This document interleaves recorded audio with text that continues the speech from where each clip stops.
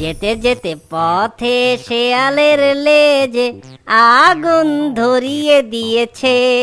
হে হে। অনেকদিন আগের কথা। একটি চালাক শিয়াল খাবারের খোঁজে জঙ্গলে বের হয়। আর সেই চালাক শিয়ালটি জঙ্গলে খাবার খুঁজতে খুঁজতে এদিকে ওদিকে ঘুরতে ঘুরতে সে তার সামনে একটি মুরগির বাসা দেখতে পায়। এই দেখে শিয়ালটা অনেক অবাক হয়ে বলে, আরে আরে, আমি তো ডিম শুদ্ধ একটা মুরগির বাসা পেয়ে গেছি।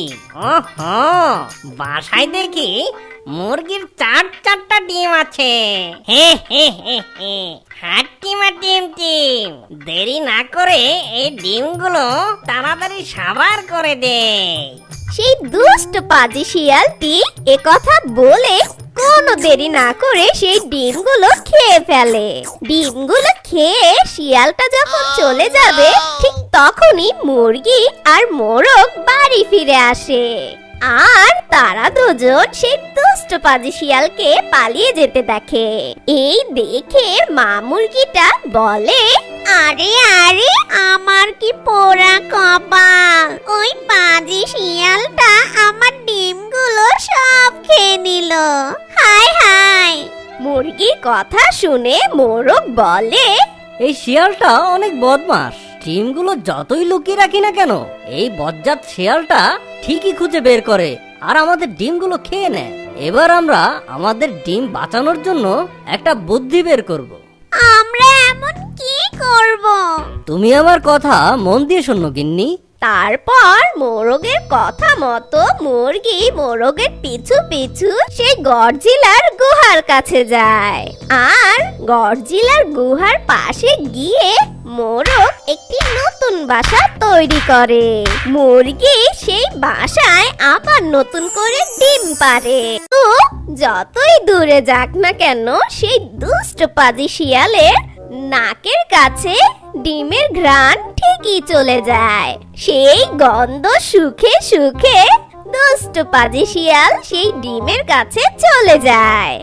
আর সেখানে গিয়ে সেই দুষ্ট পাজি শিয়াল দেখে যে বড় বড় 4টা ডিম আছে। এই দেখে দুষ্ট পাজি শিয়াল খুব খুশি হয়ে বলে, ওরে বাবা রে, এত বড় বড় ডিম! এগুলো কার ডিম? হাতির ডিম নাকি ঘোড়ার ডিম? আচ্ছা, যাই হোক না কেন, আগে ডিমগুলো খেয়ে নি। আমার মনে হয় এই ডিমগুলো খেতে অনেক মজা হবে।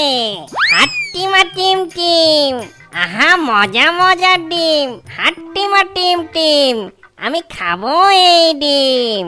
আরে হলুদ সবুজ কালো লাল, আজকে আমি মালামাল। তখন সেই মোরগ আর মুরগি পাশে থাকা গাছের উপরে দাঁড়িয়ে দেখছিল। তখন মোরগকে মুরগি বলে, ওই দেখো, শিয়ালটা আবার চলে এসেছে। এই, আওয়াজ করো না, চুপচাপ দেখে যাও। এত বড় ডিম এখানে বসে খাওয়াটা ঠিক হবে না। একটা কাজ করা যায়, সব ডিমগুলো নিয়ে আমি জঙ্গলের একদম শেষে চলে যাই। এরপর সেই দুষ্ট পাজি শিয়াল সেই 4টা ডিমকে শিয়াল ঝুড়িতে করে নিয়ে জঙ্গলের ভিতরে চলে যায়। আর সে একটি ঝোপের আড়ালে বসে পড়ে। তখনই গডজিলা সেখানে চলে আসে। আর গডজিলাটা তার গুহায় এসে তার নিজের ডিমগুলো খুঁজে পায় না। তখন বলে, কার এত বড় সাহস যে আমার ডিমগুলো নিয়ে যায়? জঙ্গলের যেথায় থাকুক না কেন, ওকে আমি খুঁজে বের করব। এ কথা বলেই গডজিলা চলে যায় জঙ্গলের ভিতরে। তার নিজের ডিমগুলো খুঁজতে লাগে। আর কিছু দূর যেতে না যেতেই গডজিলা শিয়ালের আওয়াজ শুনতে পায়। হাট্টিমা টিম টিম, আমি খাবো এই ডিম। এখন আমি কোনটা খাবো?